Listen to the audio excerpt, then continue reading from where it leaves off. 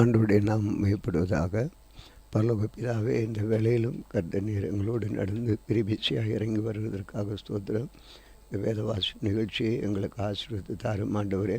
உம்முடைய வல்லமை விளங்கட்டும் ஆண்டவர். நீ கிருபையாக இறங்கி வரும்படி உம்மை நோக்கி பார்க்கிறோம். பரிசுத்த ஆவியானவர் தொடர்ந்து கிரியை செய்யும்.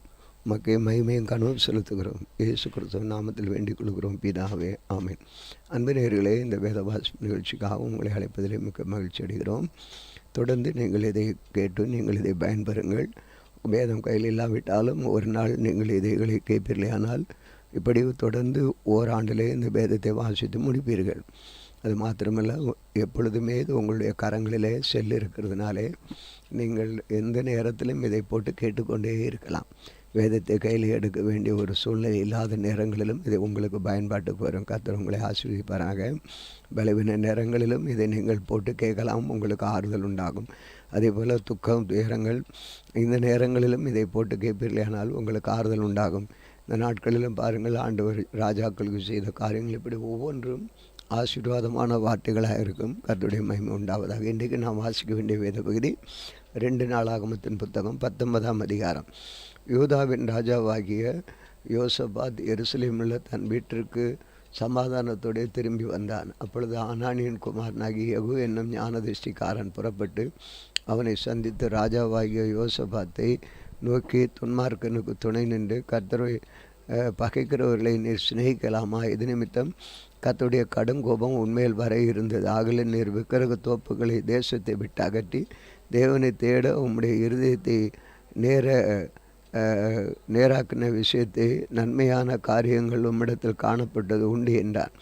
யோசபாத் எருசலேமிலே வாசமாக இருந்து திரும்ப பெயர் சபா தொடங்கி எப்ராயிம் மலைதேசம் மட்டுமுள்ள ஜனத்திற்குள்ளே பிரயாணமாய் போய் அவர்களை தங்கள் பிதாக்களுடைய தேவனாகிய கர்த்தரிடத்துக்கு திரும்பி பண்ணினார். அவன் யூதாவின் அரணான பட்டணங்களை ஒவ்வொரு பட்டணங்களின் நியாயாதிபதிகளை வைத்து அந்த நியாயாதிபதிகளை நோக்கி, நீங்கள் செய்கிற காரியத்தை குறித்து எச்சரிக்கையாக இருங்கள். நீங்கள் மனுஷருடைய கட்டளைகளினால் அல்ல, கர்த்தருடைய கட்டளைகளினால் நியாயம் விசாரிக்கிறீர்கள். நியாயம் விசாரிக்கிற விஷயத்தில் அவர் உங்களுடனே இருக்கிறார். ஆதலால் கர்த்தருக்கு பயப்படுகிற பயம் உங்களிடத்தில் இருக்க கடவுது. எச்சரிக்கையாக இருந்து காரியத்தை நடத்துங்கள். உங்கள் தேவனாகிய கர்த்தரிடத்தில் அநியாயமும் முகதாட்சணியும் இல்லை, பரிதானமும் அவரிடத்திலே செல்லாது என்றார். அவர்கள் எருசலேமில் வந்திருக்கும் போது யோசபாத் லேவியரிலும் ஆசாரியர்களும் இஸ்ரவேலுடைய வம்ச தலைவர்களும் சிலரை கர்த்தருடைய நியாயங்களை குறித்தும் விவாதவிஷங்களை குறித்தும் விசாரிக்கும்படி எருசலேமில் நியமித்து அவர்களுக்கு கட்டளையிட்டதாவது, நீங்கள் கர்த்தருக்கு பயந்து உண்மையோடும் உத்தம இருதயத்தோடும் நடந்து செய்ய வேண்டியது என்னவென்றால், நானாவித இரத்தப்பழி சங்கீதங்களும் பிரமாணத்திற்கும் கற்பனைகளுக்கும் கட்டளைகளுக்கும் நியாயங்களுக்கும் அடுத்த நானாவித வழக்கு சங்கதிகளுக்கும் தங்கள் பட்டணங்களிலே குடியிருக்கிற உங்கள் சகோதரிடத்தில் இருக்கிற உங்களிடத்தில் வரும் பொழுது அவர்கள் கர்த்தருக்கு நிரஸ்தராகாது படிக்கும், உங்கள் மேலும் உங்கள் சகோதரர் மேலும் கடுங்கோபம் வராத படிக்கும் நீங்கள் அவர்களை எச்சரியுங்கள். நீங்கள் இப்படி செய்தால் நிரஸ்தராக மாட்டீர்கள். இதோ ஆசாரியனாகிய அமரியா கர்த்தருக்கு அடுத்த எல்லா நியாயத்திலும் இஸ்மவேலிலும் குமாரனாகிய செபதியா என்னும் யூதா வம்சத்தின் தலைவன் ராஜாவுக்கு அடுத்த எல்லா நியாயத்திலும் உங்களுக்கு மேலான நியாயாதிபதிகள் லேவியர் உங்கள் கைக்குள் உத்தியோகஸ்தருமாக இருக்கிறார்கள். நீங்கள் திடமனதாக இருந்த காரியங்களை நடத்துங்கள். உத்தமனுக்கு கர்த்தர் துணை என்றார். அதிகாரம் 20. இதற்கு பின்பு மோவாப் புத்திரரும் அம்மோன் புத்திரரும் அவர்களுடைய அம்மோனியருக்கு அப்புறத்தில் உள்ள மனுஷரோடு கூட யோசபாத்திற்கு விரோதமாக யுத்தம் பண்ண வந்தார்கள். சிலர் வந்து யோசபாத்தை நோக்கி, உமக்கு விரோதமாக ஏராளமான ஜனங்கள் கடலுக்கு அக்கறையில் இருக்கிற சீரியாவில் வருகிறார்கள். இதோ அவர்கள் எங்கே ஆகிய ஆசாசோன் தாமாரில் இருக்கிறார்கள் என்று அறிவித்தார்கள். அப்பொழுது யோசபாத் பயந்து கர்த்தரை தேடுவதற்கு ஒருமுகப்பட்டு யூதாவெங்கும் உபவாசத்தை கூறிவிட்டார். அப்படி யூதா ஜனங்கள் கர்த்தரிடத்தில் சகாயம் தேட கூடினார்கள். யூதாவிலுள்ள எல்லா பட்டணங்களிலும் இருந்து அவர்கள் கர்த்தரை தேட வந்தார்கள். அப்பொழுது யோசபாத் கர்த்தருடைய ஆலயத்தில் பொது பிரகாரத்து முகப்பிலே யூதா ஜனங்களும் எருசலேமில் கூடின சபையில் நின்று, எங்கள் பிதாக்களின் தேவனாகிய கர்த்தாவே, பரலோகத்தில் இருக்க நீர் அல்லவோ தேவன், தேவரீர் ஜாதிகளுடைய ராஜ்யங்கள் எல்லாம் ஆளுகிறவர். உம்முடைய கருத்தில் வல்லமையும் பராக்கிரமும் இருக்கிறது. ஒருவர் உம்மோடு எதிர்த்து நிற்கக்கூடாது. எங்கள் தேவனாகிய நீர் உம்மோடு ஜனமாகிய இஸ்ரவேலுக்கு முன்பாக இந்த தேசத்து குடிகளை துரத்திவிட்டு இதை உம்முடைய சிநேகிதனாகிய ஆபிரகாமின் சந்ததிக்கு என்றென்றைக்கும் என்று கொடுக்கவில்லையா? அதனால் அவர்கள் இங்கே குடியிருந்த இதிலே உம்முடைய நாமத்திற்கு என்று ஒரு பரிசுத்த ஸ்தலத்தை கட்டினார்கள். எங்கள் பட்டயம் நியாய தண்டனை, கொள்ளை நோய், பஞ்சமும் முதலான தீமைகள் வந்தால் அப்பொழுது உம்முடைய நாமம் இந்த ஆலயத்திலே விளங்குகிறபடியால் நாங்கள் இந்த ஆலயத்திலும் அது சன்னதியிலும் வந்து நின்று எங்கள் இடுக்கண்களில் உம்மை நோக்கி கூப்பிடுகையில் தேவரீர் கேட்டு ரட்சிப்பீர் என்று சொல்லியிருக்கிறார். இப்பொழுதும் இதோ சிறுவேலை எகிப்து தேசத்திலிருந்து வருகிற பொழுது அம்மோன் புத்திரர், மோவாபியர், சேயீர் மலை தேசத்தாருடைய சீமைகள் வழியாய் போக நீர் உத்தரவு கொடுக்கவில்லை. ஆகையால் அவர்களை விட்டு விலகி அவர்களை நாசப்படுத்தாதிருந்தார்கள். இப்போதும் கர்த்தர் அவர்கள் எங்களுக்கு நன்மைக்கு தீமையை சரி கட்டி தேவரீர் எங்களை சுதந்திரிக்க பண்ணின உம்முடைய சுதந்திரத்திலிருந்து எங்களை துரத்தி விட வருகிறார்கள்.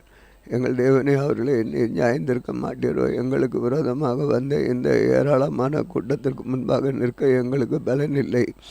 நீங்கள் செய்ய வேண்டியது என்னதென்று எங்களுக்கு தெரியப்படவில்லை.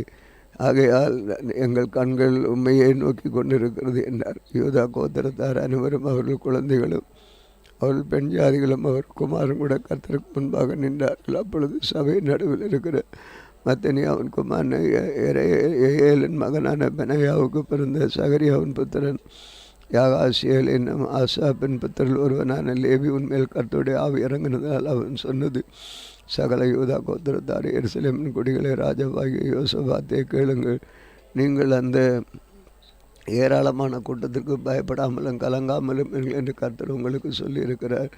இந்த யுத்தம் உங்களுடையதல்ல, தேவனுடையது. நாளைக்கு நீங்கள் அவர்களுக்கு விரோதமாய் போங்கள். இதோ அவர்கள் சீஸ் என்னும் மேட்டு வழியாக வருகிறார்கள். நீங்கள் அவர்களை எருவேல் வனாந்தரத்திற்கு எதிரான பள்ளத்தாக்கின் கடையாந்திரத்திலே கண்டு சந்திப்பீர்கள். இந்த யுத்தத்தை பண்ணுகிறவர்கள் நீங்கள் அல்ல, யூதா மனுஷரே, எருசலேம் ஜனங்களே, நீங்கள் தரித்து நின்று கர்த்தர் உங்களுக்கு செய்யும் இந்த ரட்சிப்பை பாருங்கள். பயப்படாமலும் கலங்காமலும் இருங்கள். நாளைக்கு அவர்கள் எதிராக புறப்படுங்கள். கர்த்தர் உங்களோட இருக்கிறார் என்றார். அப்பொழுது யோசபாத் மட்டும் முகம் புறப்படினான். சகல யூதா கோத்திரத்தார் எருசலேமின் குடிகளும் கர்த்தரை பணிந்து கொள்ள கர்த்தருக்கு முன்பாக தாழ விழுந்தார்கள். கோகாத்தியரின் புத்திரரிலும் கோராரியரின் புத்திரரிலும் இருந்த லேவியர் எழுந்திருந்த இஸ்ரவேல் தேவனாகிய கர்த்தரை மகா சத்தத்தோடைய கம்பீரமாய் துதித்தார்கள். அவர்கள் அதிகாலமே எழுந்திருந்த மேல் தெக்கோவாவின் வனாந்தரத்திற்கு போக புறப்பட்டார்கள். அப்பிற்பாடு கையில் யோசபாத் என்று யூதாவே எருசலேமின் குடிகளை கேளுங்கள், உங்கள் தேவனாகிய கர்த்தரை நம்புங்கள், அப்பொழுது நிலைப்படுவீர்கள். அவருடைய தீர்க்கதரிசிகளை நம்புங்கள், அப்பொழுது சித்தி பெறுவீர்கள் என்றார். பின்பு அவன் ஜனத்தோடைய ஆலோசனை பண்ணி பரிசுத்தமுள்ள மகத்துவத்தை துதிக்கவும் ஆயுதம் அணிந்தவர்களுக்கு முன்பாக நடந்து போய் கர்த்தரை துதியுங்கள், அவர் கிருபை என்றும் உள்ளது என்று கர்த்தரை பாடவும் பாடகரை நிறுத்தினார். அவர்கள் பாடி துதி செய்ய தொடங்கின பொழுது யூதாவுக்கு விரோதமாய் வந்து பதிவிருந்து அம்மோன் புத்திரரையும் மோவாபியரையும் சேயீர் மலை தேசத்தாரையும் ஒருவருக்கு விரோதமாய் ஒருவரை கர்த்தர் எழும்பி வரப்பண்ணில் அவர்கள் வெட்டுண்டு விழுந்தார்கள். எப்படினெல் அம்மோன் புத்திரருக்கு மோவாபியரும் சேயீர் மலை தேசத்து குடிகளை சங்கரிக்கவும் அழிக்கவும் அவர்களுக்கு விரோதமாக எழுப்பினார்கள். சேயீர் குடிகளை அழித்து தீர்த்த போது நாங்களும் தாங்கள் ஒருவரையொரு அழைந்து தக்க விதமாய் கை கலந்தார்கள். யூதா மனுஷர் வனாந்தரத்துள்ள சாம கூட்டாண்டையிலே வந்து அந்த ஏராளமான கூட்டமாக இருக்கும் திக்கை நோக்கி இருக்கிற போது இதோ அவர்கள் தரையிலே விழுந்து கிடக்கிற பிரேதங்களண்டை கண்டார்கள். ஒருவரும் தப்பவில்லை.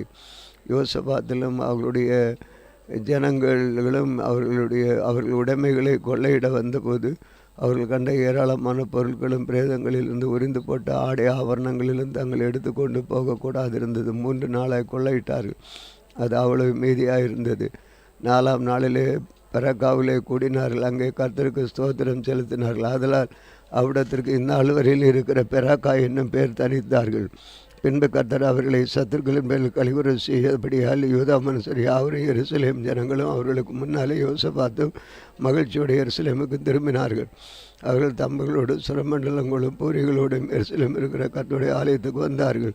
கர்த்தர் இஸ்ரவேலின் சத்துருக்களோடு யுத்தம் பண்ணினார் என்று கேள்விப்பட்ட அந்தந்த தேசத்து ராஜ்யத்தார் மேலும் தேவனால் உண்டான பயங்கரம் வந்தது.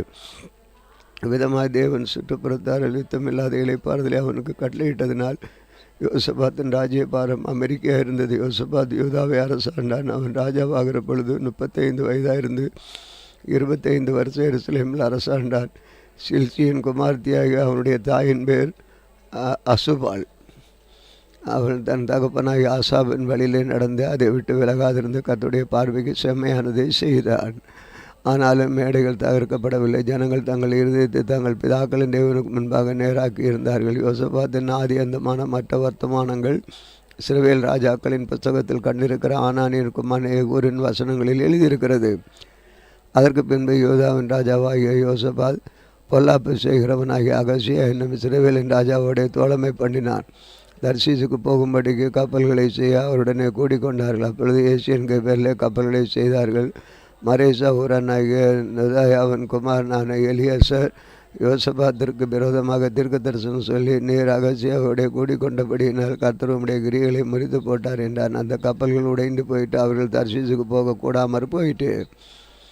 அதிகாரம் 21. யோசபாத் தன் பிதாக்களுடைய நித்திரையடைந்து தாவீது நகரத்திலே தன் பிதாக்கள் அண்டையில் அடக்கம் பண்ணப்பட்டான். அவன் சாணத்திலே அவன் குமாரனாகிய யோராம் ராஜாவானான். அவனுக்கு யோசபாத்தின் குமாரனாகிய அசரியா, இகேல், சகரியா, அசரியா, மிகாவேல், செபத்தியா என்னும் சகோதரி இருந்தார்கள். இவர்கள் எல்லாரும் இஸ்ரவேலின் ராஜாவாகிய யோசபாத்தின் குமாரர். அவர்களுடைய தகப்பன் வெள்ளியும் பொன்னும் உச்சிதங்களுமான அநேகம் நன்கொடைகளை யூதாவில் அரணான பட்டணங்களை அவர்களுக்கு கொடுத்தான். யோராம் சேஷபுத்திரனானபடியினால் அவனுக்கு ராஜ்யத்தை கொடுத்தான். யோராம் தன் தகப்புடைய ராஜ்ய பாரத்துக்கு வந்து தன்னை பலப்படுத்தி கொண்ட பின்பு அவன் தன்னுடைய சகோதரி எல்லாரையும் இஸ்ரவேலின் பிரபுக்கள் சிலரையும் பட்டயத்தால் கொண்டு போட்டான். யோராம் ராஜாவாகிற பொழுதும் 32 வயதாக இருந்து 8 வருஷம் எருசலேமில் அரசாண்டான். அவன் இஸ்ரவேல் ராஜாக்களின் வழியிலே நடந்து ஆகாப்பின் வீட்டாரை செய்கிறது போல செய்தான். ஆகாப்பின் குமார்த்தி அவனுக்கு மனைவியாக இருந்தான். அவன் கர்த்தருடைய பார்வைக்கு பொல்லாப்பானதை செய்தான். கர்த்தர் தாவீதுக்கும் அவன் குமாரருக்கும் என்றென்றைக்கும் ஒரு விளக்கை கட்டளையிடுவேன் என்று சொல்லி அவனுடைய பண்ணின உடன்படிக்கையின் நிமித்தம் தாவீதின் வம்சத்தை அழிக்க சித்தமில்லாது இருந்தார். அவன் நாட்களில் யூதாவுடைய கையில் இருந்த ஏதோமியர் கலகம் பண்ணி தங்களுக்கு ஒரு ராஜாவை ஏற்படுத்தி கொண்டார்கள். அதனால் யோராம் தன் பிராபுக்களோடும் தன் சகல ரதங்களோடு புறப்பட பண்ணின. அவன் ராத்திரியில் எழுந்திருந்த தன்னை வளைந்து கொண்டு ஏதோமியர் ரதங்களின் தலைவரை முறியடித்தான். ஆகலும் யோதாவுடைய கையின்கள் இருக்கிற ஏதோமியர் நாள் வரைக்கும் இருக்கிறது போல கலகம் பண்ணி பிரிந்தார்கள். அவன் பிதாக்களின் தேவனாகிய கர்த்தரை விட்டபடியினால் அக்காலத்திலே லிப்னா பட்டணத்தாரும் கலகம் பண்ணினார்கள். அவன் யூதாவுடைய மலைகளின் மேல் மேடைகளை உண்டாக்கி எருசலேமின் குடிகளை சோரம் போக பண்ணி யூதாவையும் அதற்கு ஏவிவிட்டான். அப்பொழுது தீர்க்கதரிசியாக எலியா எழுதின ஒரு நிருபம் அவனிடத்திற்கு வந்தது. அதில் உம்முடைய தகப்பனான தாவீதின் தேவனாய் கர்த்தர் உரைக்கிறது என்னவென்றால், நீர் உன் தகப்பனாய் யோசபாத்தின் வழிகளிலே யூதாவின் ராஜாவை ஆசாவின் வழிகளில் நடவாமல் இஸ்ரவேலின் ராஜாக்களின் வழியில் நடந்து ஆகாபுடைய குடும்பத்தின் சோர மார்க்கத்திற்கு ஒத்தபடியே யூதாவையும் எருசலேமின் குடிகளையும் சோரம் போக பண்ணி உன்னை பார்க்கலும் நல்லவர்களாக இருந்து உன் தகப்பன் வீட்டாரையும் உன் சகோதரனையும் கொண்டு போட்டபடியினால் இதோ கர்த்தர் உன் ஜனத்தையும் உன் பிள்ளைகளையும் உன் மனைவிகளையும் உனக்கு உண்டான எல்லாவற்றையும் மகா வாதியாக வாதிப்பார். நீயோ உனக்கு உண்டாகும் குடல் நோயினால் உன் குடல்கள் நாளுக்கு நாள் இற்று விழுமட்டும் கொடிய வியாதியினால் பாதிக்கப்படுவாய் என்று எழுதியிருந்தது. அப்படியே கர்த்தர் பெலிஸ்தரின் ஆவியை எத்தியோப்பியருக்கு அடுத்த தேசத்தாருக்கான அரேபியரின் ஆவியை யோராமுக்கு விரோதமாக எழுப்பினார். அவர்கள் யோதாவிலே வந்து பலாத்காரமாய் புகுந்து ராஜாவின் அரண்மனையில் ஆகப்பட்ட எல்லா பொருட்களையும் அவன் பிள்ளையையும் அவன் மனைவியையும் பிடித்து கொண்டு போனார்கள். யோவகாஸ் என்னும் அவன் குமாரில் இளையவன் அல்லாமல் ஒருவன் குமாரிலும் அவனுக்கு மீதியாக வைக்கப்படவில்லை. இவைகள் எல்லாவற்றிற்கும் பிற்பாடு கர்த்தர் அவன் குடல்களை உண்டான தீராத நோயினால் அவனை பாதித்தார். அப்படி நாளுக்கு நாள் இருந்து 2 வருஷம் முடிகிற காலத்தில் அவனுக்கு உண்டான நோயினால் அவன் குடல்கள் சரிந்து கொடிய வியாதியினால் செத்து போனான். அவனுடைய பிதாக்களுக்கு கந்த வர்க்கங்களை கொளுத்தினது போல அவனுடைய ஜனங்கள் அவனுக்காக கொளுத்தவில்லை. அவன் ராஜாவாகிற பொழுது 32 வயதாக இருந்து 8 வருஷம் எருசலேமில் அரசாண்டு விரும்புவர் இல்லாமல் இறந்து போனான். அவனை தாவீது நகரத்தில் அடக்கம் பண்ணினார்கள். ஆனால் ராஜாக்களின் கல்லறைகளை அவனை வைக்கவில்லை. வாசிக்க வேண்டிய வேதபதி வாசித்து பிடித்தோம். ஜெபிப்போம். அன்பின் ஆண்டவரே, இந்த நாளில் நீர் இந்த வேத வாசிப்பு நிகழ்ச்சி எங்களுக்கு தந்ததற்காக ஸ்தோத்திரம். தொடர்ந்து உடைய வல்லமை இறங்கட்டும். ஒவ்வொருத்தரும் இதை வாசித்து பயனடைய உதவி செய்வீராக. எங்களோடு நீர் அற்புதமாக நீ வழிநடத்தி வருகிறீர். உமக்கு நன்றி செலுத்துகிறோம். இயேசு கிறிஸ்துவ நாமத்தில் வேண்டிக் கொள்கிறோம் பிதாவே, ஆமேன். இந்த நாளிலும் எங்களுக்கு விரோதமாய் கிரியை செய்கிற சகல அந்தகார வல்லமை ஆவிகளையும் நசனாய் இயேசு கிறிஸ்துவ நாமத்தில் கடிந்து கட்டுகிறோம். ஆமேன். ஆமீன்.